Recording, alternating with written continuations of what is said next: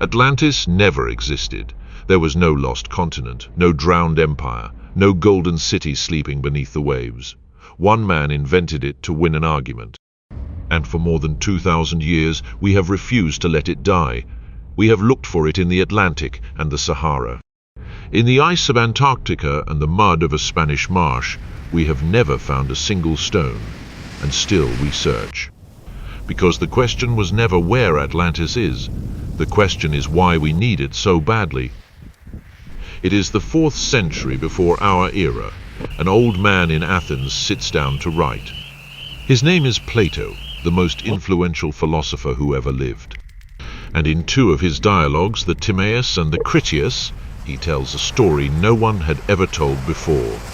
Far beyond the Pillars of Heracles, he writes, there once lay an island greater than Libya and Asia combined, a kingdom of concentric rings of water and stone, a people rich and proud and powerful beyond measure, Atlantis. Everything we will ever know about Atlantis fits into a few pages of Greek, these. There is no other source, no inscription, no map, no second witness, just Plato. And even Plato does not claim to have seen it. He says the story came to the Athenian statesman Solon, who heard it from priests in Egypt, who read it from records 9,000 years old. A tale, already, at third hand of a world no living person had ever seen. And here is the part the treasure hunters always forget. In Plato's telling, Atlantis is not a paradise, it is a warning. A magnificent empire, grown arrogant, that tries to enslave the world and is drowned by the gods in a single day and night. It is not a memory, it is a mirror held up to Athens itself, the proud sea power that Plato watched destroy itself in war. Atlantis was born to sink. That was the whole point. And then something strange happens. The Critias, the dialogue that was supposed to tell the whole story, stops mid-sentence. Plato never finished it. Atlantis was never even given an ending. He set his lie afloat unfinished and walked away. Even in antiquity, some saw through it. The story went around. The geographers said that the man who invented this island was also the one who sank it, the way a poet builds a wall in a tale and then tears it down. A convenient island. It appears when the argument needs it, and drowns when the argument is done. The ancients could let it go. We never could. For almost 1800 years, Atlantis sleeps. The Roman world, the Middle Ages, they read their Plato and they shrug, a moral fable. Nobody sails to find it. Nobody draws its map. The myth is not a seed that grows on its own. It waits. It waits for an age that needs it. And that age arrives with a shock. In 1492, Europe finds an entire world it did not know existed, full of cities, gold and peoples the old books never mentioned. Suddenly the impossible is real, and an old question wakes up. What else is out there? What else have we lost? Maybe, they wondered, this new world was Atlantis. Maybe it was a piece of it left behind. In 1665, a Jesuit scholar named Athanasius Kircher even prints a map of it, a great island squarely in the middle of the Atlantic. It is one of the first times Atlantis is drawn as a place, not a parable. And once you can draw a thing, you can start to believe you could reach it. But the man who truly resurrects Atlantis is not a sailor or a scholar. He is an American congressman. His name is Ignatius Donnelly, from Minnesota. And in 1882 he publishes a book, Atlantis, the Antediluvian World, that will outsell almost anything written about the ancient past.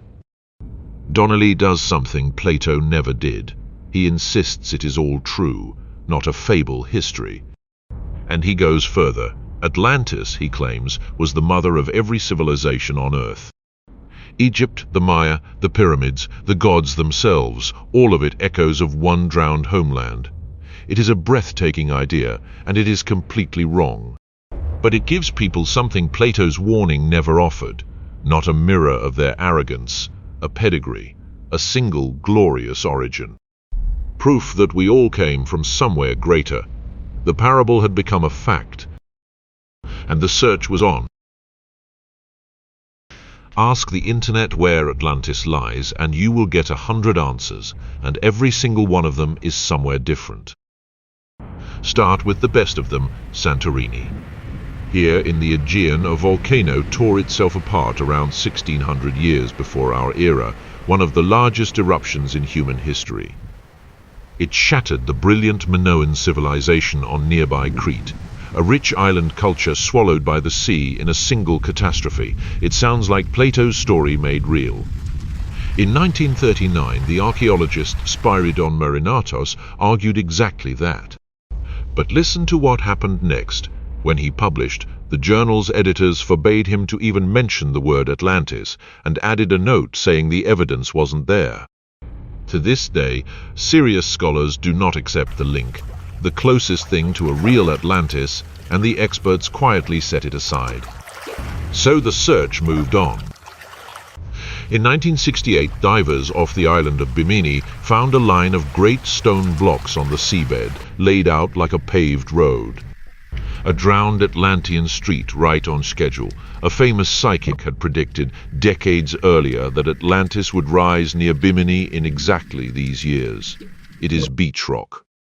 Ordinary coastal limestone that cracks naturally into neat rectangles. No tool marks, no mortar, a few thousand years old. The sea did not pave a road. We just needed it to... Then came the satellites. And from orbit, deep in the Mauritanian desert, someone noticed this, the Richat structure.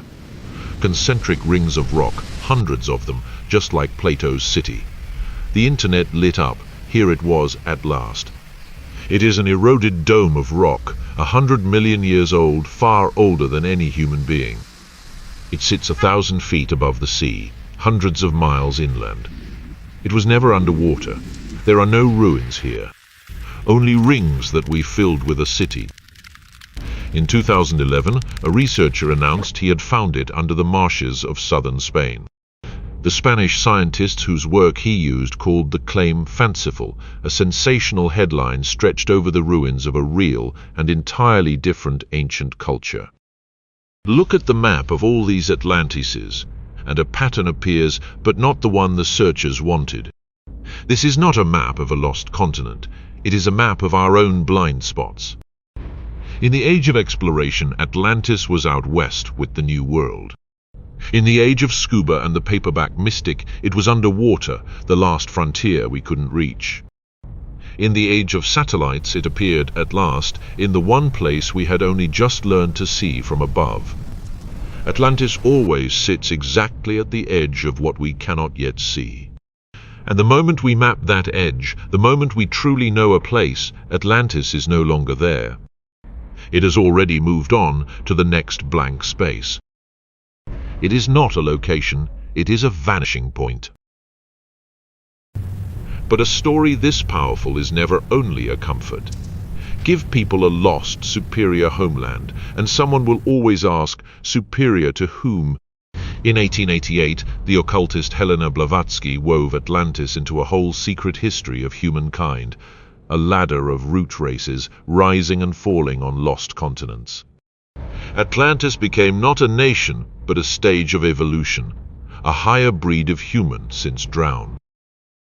And that is the moment the dream turns dangerous, because whoever wants to claim a superior bloodline reaches, sooner or later, for Atlantis.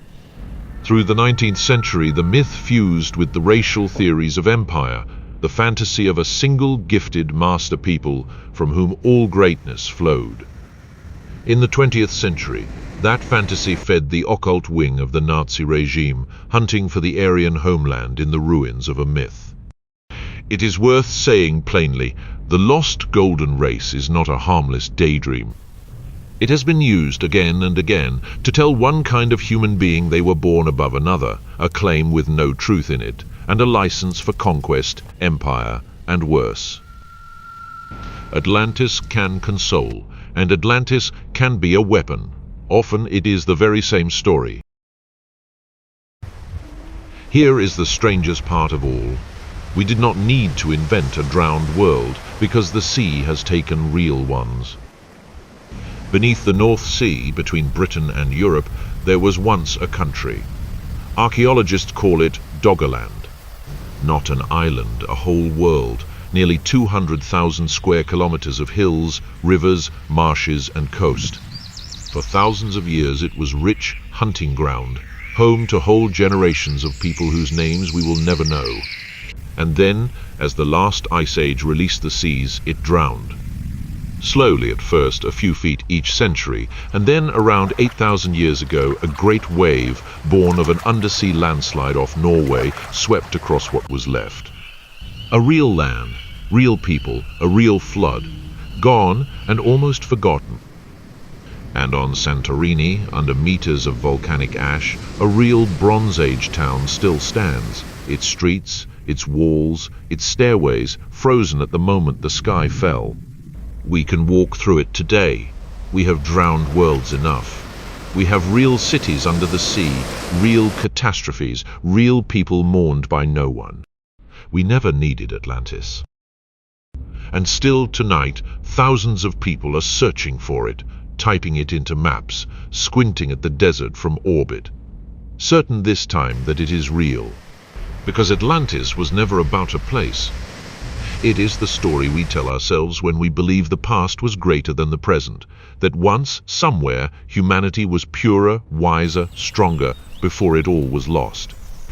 It is the golden age given a coastline. That is the most beautiful lie we tell. And it may also be the most dangerous, because a people convinced that greatness lies behind them will spend forever staring at the water waiting for something that is never going to rise. Atlantis is not under the sea. It is under our need to believe that we have fallen from something better. And that is the one ruin we have never stopped living in.